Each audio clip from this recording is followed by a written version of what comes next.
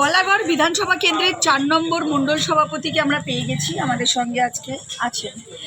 নমস্কার আপনাকে। এই যে বলাগড়ে মূলত কি কি সমস্যা, আপনি দীর্ঘদিন ধরে বিজেপি করছেন, এখানকার সংগঠন আপনি তৈরি করেছেন, এখানের মূলত সমস্যাগুলো কি? দেখুন, বলাগড়ের মানুষের সর্বপ্রথম যখন 2021 সালে মমতা ব্যানার্জি কামারপাড় মাঠে এসে বলেছিলেন যে এইখানে আমরা যদি পুনরায় ক্ষমতায় ফিরে আসি ডবল কর্মসংস্থান হবে। দেখুন, আপনি বলাগড় বিভিন্ন প্রান্তিক গ্রাম এলাকায় ঘুরবেন, দেখবেন কোথাও কর্মসংস্থান নেই, কোনো চাকরি বাকরি নেই। তিনি বলেছিলেন 2021 সালে যদি পুনরায় ক্ষমতা আসি প্রত্যেক বাড়িতে পানির জল। আমরাও একটা প্রান্তিক গ্রামের ছেলে, কোনো বাড়িতে জলের ব্যবস্থা হয়নি এখনো। তারপরেও আমরা দেখলাম সারা রাজ্য জুড়ে যে চাকরি নিয়ে যে একটা দুর্নীতি, বলাগড়ের শ্যামাপ্রসাদের পূর্ণভূমি, সেই শ্যামাপ্রসাদের পূর্ণভূমিকে বলাগড়ের দুই যুবনেতা কলঙ্কিত করেছে।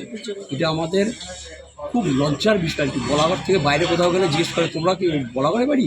তোমাদের এখানে চাকরি ঘটনা পশ্চিমবাংলার সবথেকে ঘটনাকাণ্ডে বলাগড়ের ছেলে। আমরা লজ্জিত। আমরা শ্যামাপ্রসাদের পূর্ণভূমি, সেখানে বিজেপি সারা ভারতবর্ষের মধ্যে 21টা রাজ্য শাসন করছে। সেই বিজেপির প্রাণপুরুষ এবং প্রতিষ্ঠাতা বলাগড়ের পূর্ণভূমিতে জন্ম শ্যামাপ্রসাদ, সেইখানে সারা বাংলায় যে চাকরি ঘটনা, সেটা আমার বলাগড়ে বাস করছে। এই তো তৃণমূলের অবস্থা। কিন্তু মুখ্যমন্ত্রী তো বলছেন উনি 2 কোটি চাকরি দিয়েছেন। না, আপনি তৃণমূলের যারা বন্ধু আছে, আমার প্রচুর বন্ধু বান্ধব আছে, তারা হয়তো আমার মতাদর্শের সঙ্গে বিতর্কিত অন্য লাইনে আছে আর কি। যখন 2011 সালে সিপিএমের 34 বছর পাহাড় পর্বত সরকারকে সরিয়ে মমতা ব্যানার্জিকে স্লোগান সামনে রেখে বদলা নয় বদল চাই, এই অঙ্গীকার রেখে বাংলায় পরিবর্তন এনেছিল এবং বলেছিল আমি যদি 11 সালে ক্ষমতায় আসি 6 মাসের মধ্যে ডানলবের কারখানাটা খুলে দেবো। কোথায় দিদিমণির কথা? উত্তর প্রশ্ন নেই। আমি বলছি বিজেপির কর্মীদের কোনো চাকরি দিতে হবে না, যারা 11 সালে তৃণমূলের বদলা নয় বদল চাই এই স্লোগান সামনে রেখে সিপিএমকে সরিয়ে তার পরিবারের পর্যন্ত চাকরিটা হয়নি। এবং বলাগড়ে আরও একটু আপনারা প্রান্তিক গ্রামে ঢুকবেন, যারা চাকরির নামে এইখানে প্রভাবশালী নেতারা, ছোট তৃণ বলুন বড় তৃণ বলুন, সবাই টাকা তুলেছে। কত গরিব মানুষ জমি বিক্রি করে, মায়ের গয়না বিক্রি করে চাকরির নামে ওরা টাকা তুলেছে। এটা প্রমাণিত। আজকে আমায় তো পুলিশ ইডি সিবিআই ধরছে না, এরা বলছে কোনো করাপশনে জড়িত না। আর সময় আসছে সব সময়। কিন্তু অভিষেক বন্দ্যোপাধ্যায় বলছেন যে এই যে লক্ষ্মীর ভাণ্ডার, আবাস যোজনা, মানুষের গ্রামে তাদের মাথায় ছাদ করে দিয়েছে এই সরকার, এগুলো কিন্তু কেন্দ্র সরকার করেনি। এবং গ্রামে ঢুকে ঢুকে ছোট ছোট করে যে চাটাই বৈঠক হয়, সেই চাটাই বৈঠক করে মানুষদেরকে বলা যে এই যে আবাস যোজনা, যে বাড়ি হয়েছে, সেই বাড়ি মুখ্যমন্ত্রী করে দিয়েছেন। মানে গ্রামে যত পাকা বাড়ি হয়েছে সমস্তটাই এই রাজ্য সরকার করে দিয়েছে, এগুলো কেন্দ্র সরকার নয়।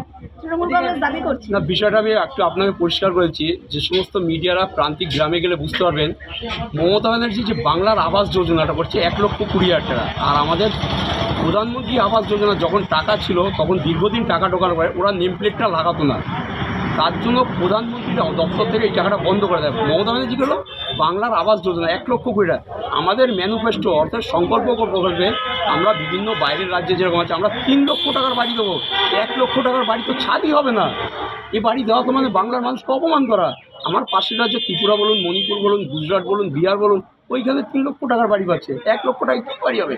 বাংলার মানুষকে মমতা ব্যানার্জি বোকা বানাচ্ছে। এই বোকা বানিয়ে ভোট বৈতরণী তৈরি করতে। এবারের বাজেটে কৃষকদের জন্য বাজেট অনেক ভালো করেছে মমতা বন্দ্যোপাধ্যায়। না, 100 বার। তার জন্য আমাদের কেন্দ্রীয় সরকার অনেক বরাদ্দ আছে। দেখবেন প্রধানমন্ত্রী কিষাণ সম্মান নিধি ইমপ্রুভ করেছে আর কি।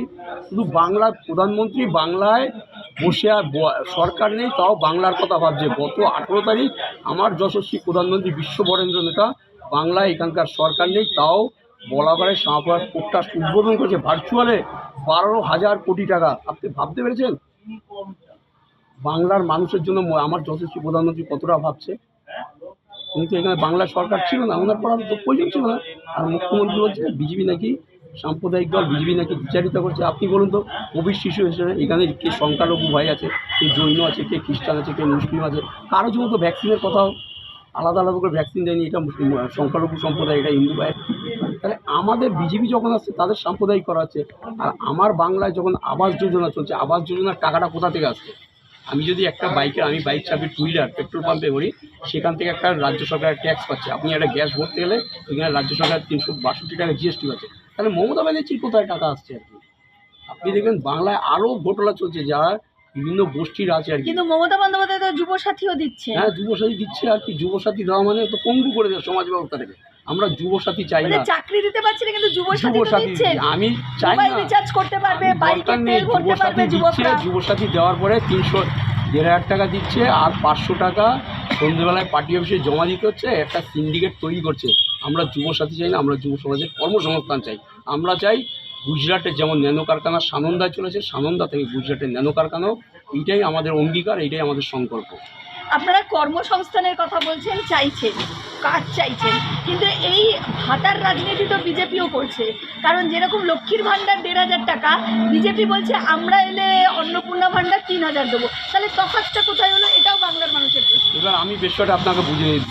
আমাদের যুব সমাজকে মমতা ব্যানার্জি 1,500 টাকা করেছে, আর আমাদের ম্যানিফেস্টো বা সংকল্পপত্র আছে যতদিন যে যুবকটা কর্মসংস্থান হবে তার শিক্ষা দীক্ষার জন্য আমরা 3,000 টাকা করে, যখন ওর চাকরি হবে তখন ওই ভাতাটা বন্ধ হয়ে যাবে।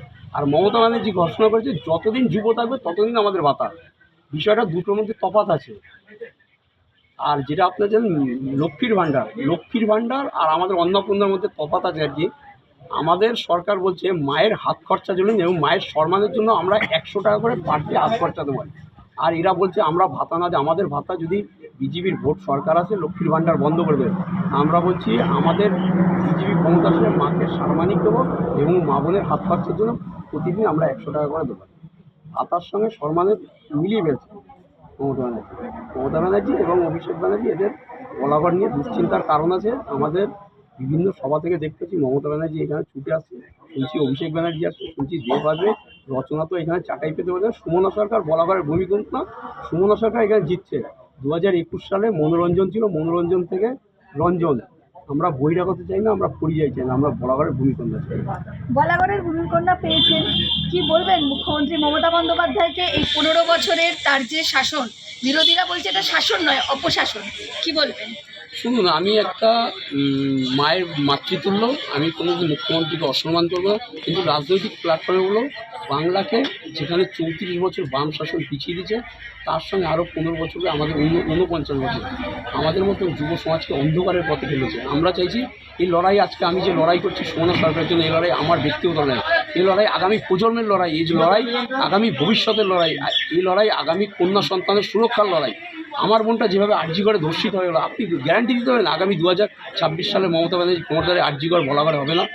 আপনি বলুন, আমার মা বা আমার মিসেস একটা প্রসবকালীন কোনো বেবি প্রসব করতে গেলে বলাগড়ের মতন জায়গায় একটা সিজার সেন্টার নেই। এটা আমাদের লজ্জায় মুখ ঢাকতে হয় আর কি। আমাদের আত্মীয়স্বজন অন্যান্য স্টেট আছে বা ঘুরতে গেলে লজ্জা লাগে আর কি। সেই বেবিটা প্রসব করার জন্য এইখান থেকে 40 কিলোমিটার অ্যাম্বুলেন্সে করেছে। কিন্তু সুপার স্পেশালিটি হাসপাতাল ও করেছেন নীল সাদা রং হয়েছে, নীল সাদা রং হয়েছে। অভিষেক বাবুর কেমিস্ট্রি অফিস থেকে বিভিন্ন কোম্পানিকে টেন্ডার দেওয়া আছে, নীল সাদা রং হয়েছে। আর এইখানকার তৃণমূল নেতাদের পার্সেন্টেজ বাড়িতে গেছে আর কি। আমার কাছে সব তথ্য আছে, ক্ষমতার পরিবর্তন বলে দেবো।